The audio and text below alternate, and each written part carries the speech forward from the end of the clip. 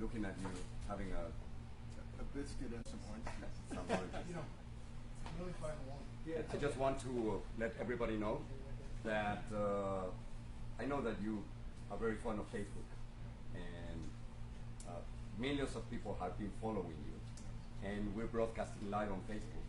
Other networks have decided not to do that, but we decided just to broadcast absolutely everything. Sounds good. So people know exactly what we're going to be talking about. Good. We're about to start an interview with Dr. Ben Carson, and it's going to be for Fusion and Univision, and of course right now live on Facebook all around the world. So we're getting ready for the interview here. Is this better?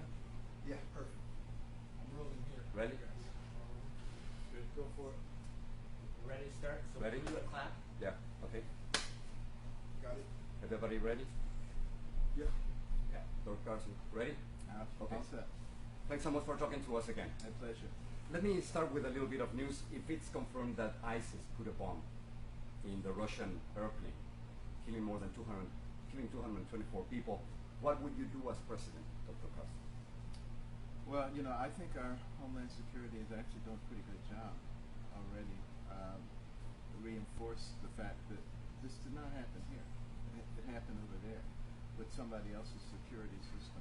Nevertheless, we should try to learn everything we can about how that bomb got on that airplane, because whatever the technique they use is a technique that they might be able to use again. So, you know, I always say do everything you can to learn from any tragedy, so that's not to repeat it. But would that mean that if you become president, would you send troops to Syria? I don't see the correlation between the airline being brought down and sending troops to Syria. If ISIS is responsible for putting the bomb, and ISIS is in Syria and parts of Iraq, would you send troops to Syria and Iraq? Not Iraq, maybe. Not necessarily to Syria right now. Syria is a very complex place. You know, we've got the Russians in there, you've got the Chinese in there, you've got all kinds of relationships going on there. Doesn't mean that I wouldn't challenge them in Syria. The areas where we exist already, any territories that we control already, either primarily or through surrogates, we should fight for those. We should not submit to, you know, their general saying, I wouldn't advise you to fly here. In fact, I might even establish my own no-fly zone along the Turkish-Syrian border, because there are millions of Syrian refugees there. And I think we have an obligation to help protect them, not necessarily to resettle them in this country, but certainly to help them eventually get back to a point where they can live in their own country. Professor, let me ask you about the campaign right here. Many people have different theories on why you're doing so well in the polls. Some people say that you're an outsider, others say that you're exactly the opposite of Donald Trump. People talk about your demeanor, something completely different than the 14-year-old who tried to kill the classmate. How do you explain why you're doing so well in the polls? Well, I think people are a lot smarter than the pundits give them credit for, and than the media gives them credit for.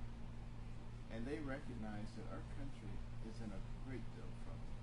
And if we continue to do the same old, whether it's Democrats or Republicans, we're not going to be able to extricate ourselves from the difficult situation we're in. We're in terrible financial trouble. But why you? Probably that's the question. Why are you doing so well? Well, because What do they see in you? Well, I talk about these things. I talk about stuff that nobody else is talking about. You know, I talk about what the real impact of regulations are and how that severely impacts the poor and the middle class. I talk about the real reason that these low interest rates and the monetary policy that we have is very detrimental to people being able to rise in our country again. You know, I talk about the effect of taxes. I talk about, you know, the whole concept of wealth redistribution, why that is not particularly helpful, and talk about education. And I think, you know, people can actually look at my life, and they can see that it's not just talk. You know, my wife and I put in, through Carson Scholars Fund, hundreds of reading rooms all over the country, in places that are, you know, generally Title I type schools where kids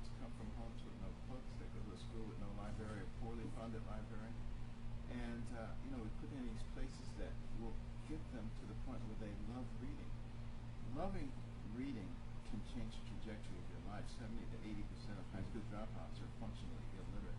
Dr. Carson, you're polling 1 out of 15 Republicans running for office. I saw a poll, NBC poll, 47% for you, 47% for Hillary Clinton. Can you beat Hillary Clinton?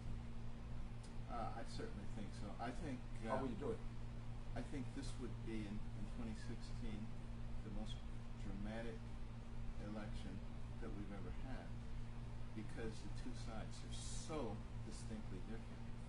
One side advocating for government and government control, and one side advocating for individual freedom, personal responsibility, and compassion. So you actually think you can beat Hillary Clinton? Absolutely. Have you seen, as you know, Donald Trump has been criticizing you. That's nothing new. However, have you seen this SNL promo?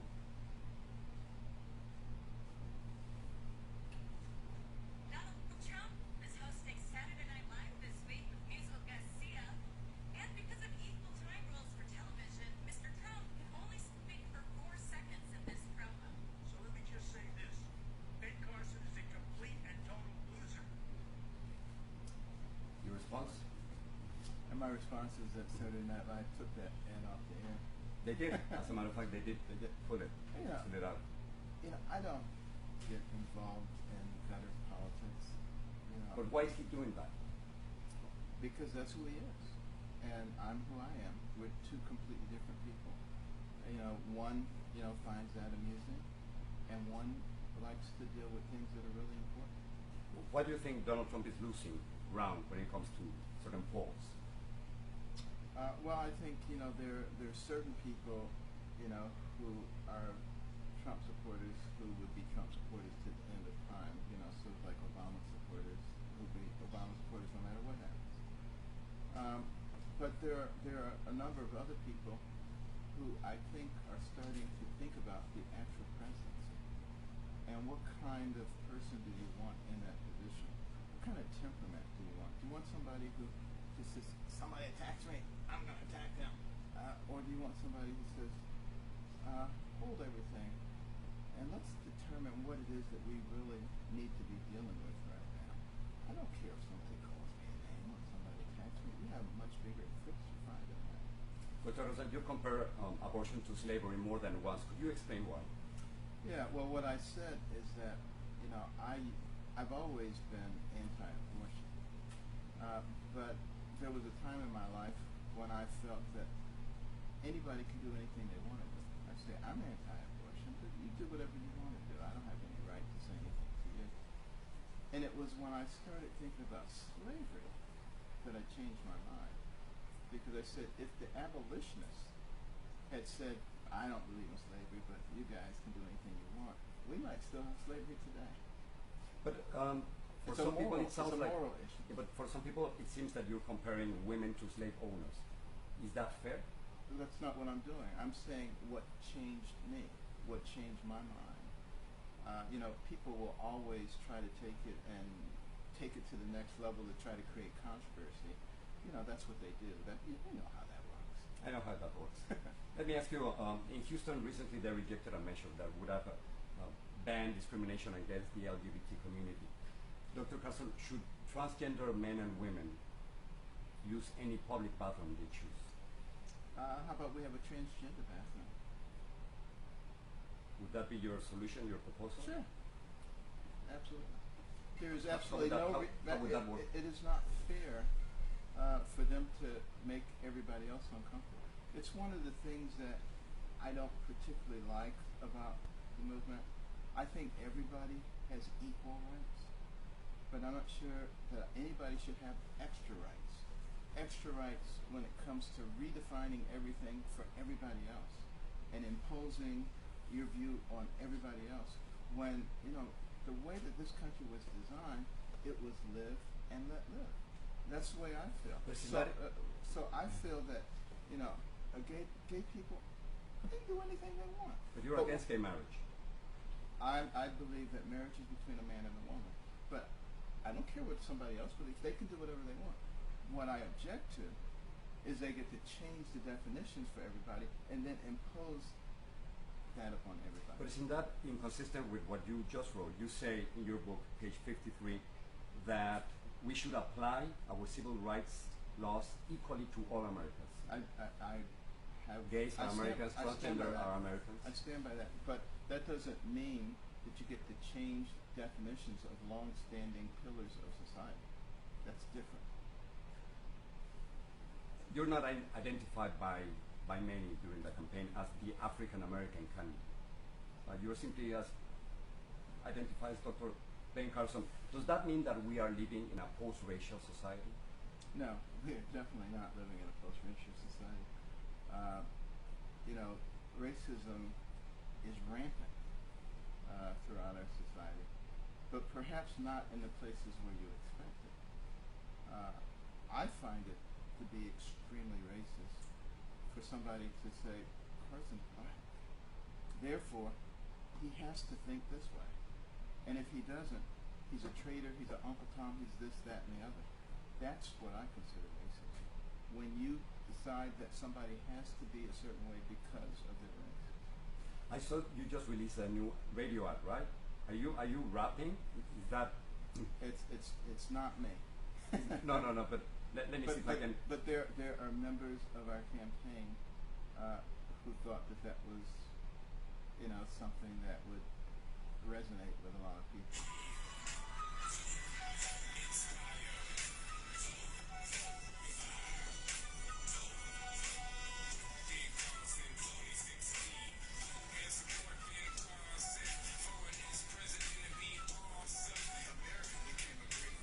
That's you, right? That is not rapping, but that talking. So do you feel that you have a special? Let me turn this off. Do you have a special responsibility with the African American community? I think so, and that's why we're willing to spend money, campaign money.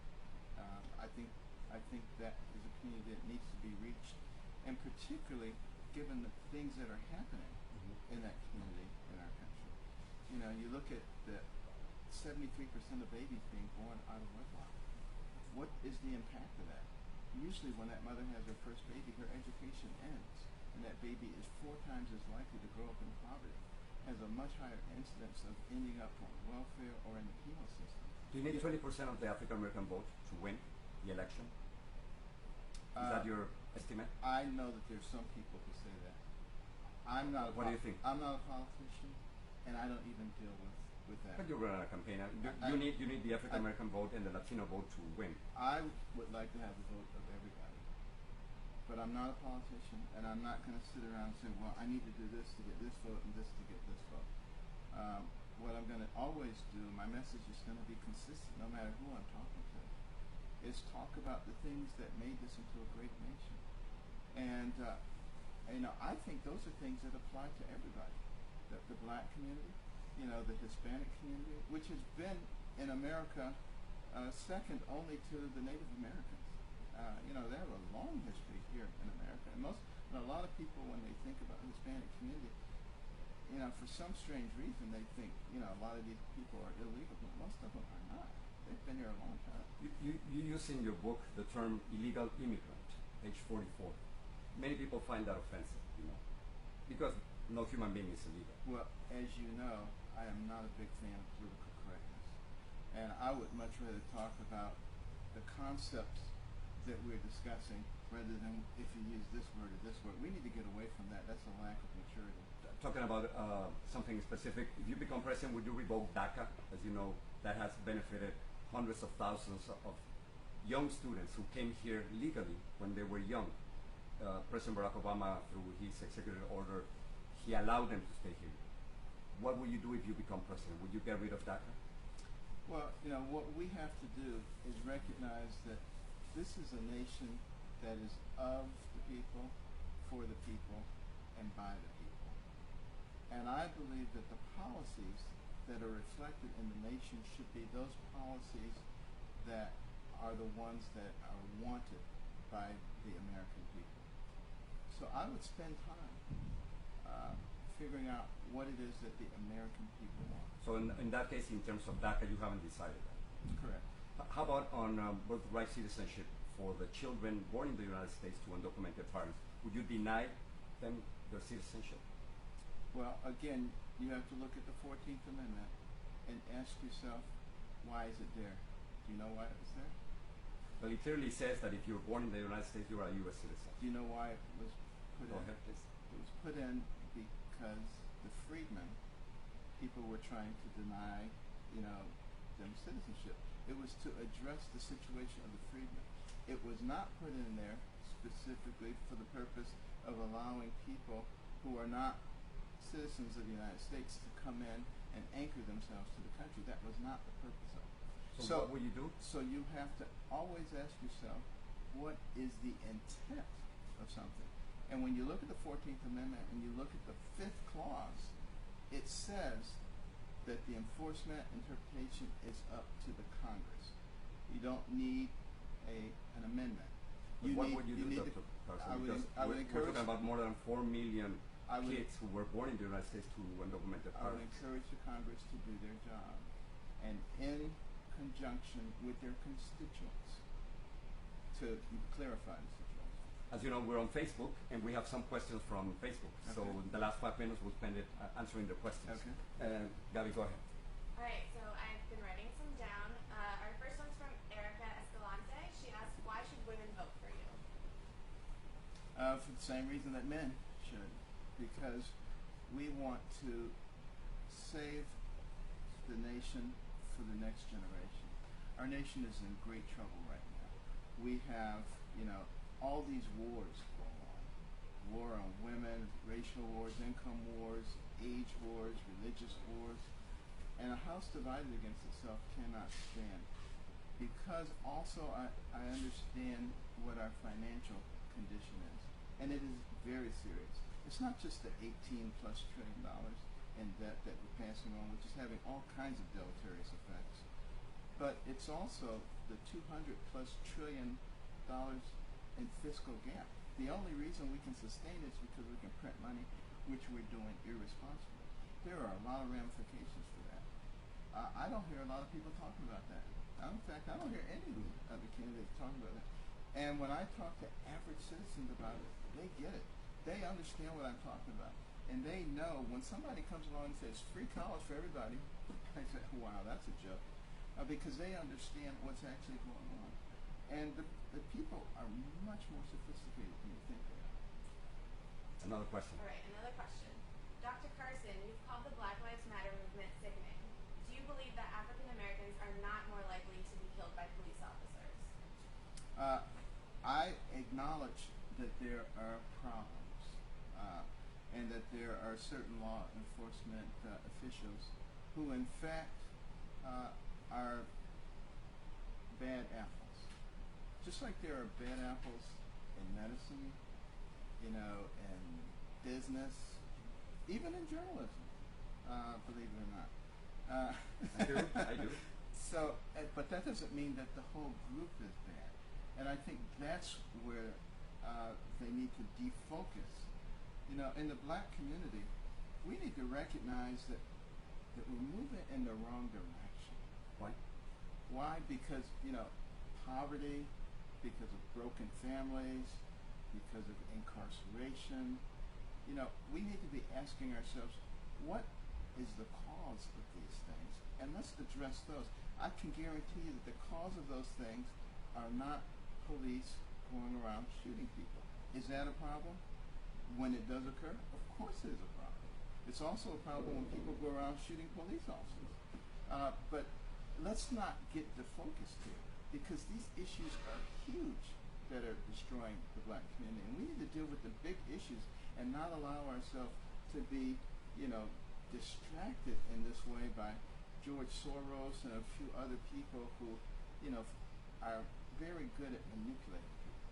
One final question from Facebook. Go ahead. All right, one last question. Dr. Carson, you have said in the past that you only applied to one school because you couldn't afford multiple application fees. You went on to attend Yale with a nearly full scholarship. How would you ensure others struggling to pay for college have the same opportunities you did? Well, college debt is a huge problem right now. And, the prices are escalating at a much greater rate than pretty much anything else. When you look at the 18 plus trillion dollars in debt, 1.3 trillion of it is college debt. That's ridiculous. But one of the things that's happening is that the colleges and universities know you admit the student, they can get the government loan. The problem is the government loans are not at 2 and 3% like they used to be. 5, 6, 7, 8%. It's absurd. And then it compounds over time, and they end up with these exorbitant bills. What we need to do is find a way to fix that. One of the things that I've suggested is students be responsible for the principal, and the universities be responsible for the interest. I bet you'd see a big change pretty quickly if that was the case. Carson, thanks so much. Who would you like to have an orange juice with or a beer with? Jesus.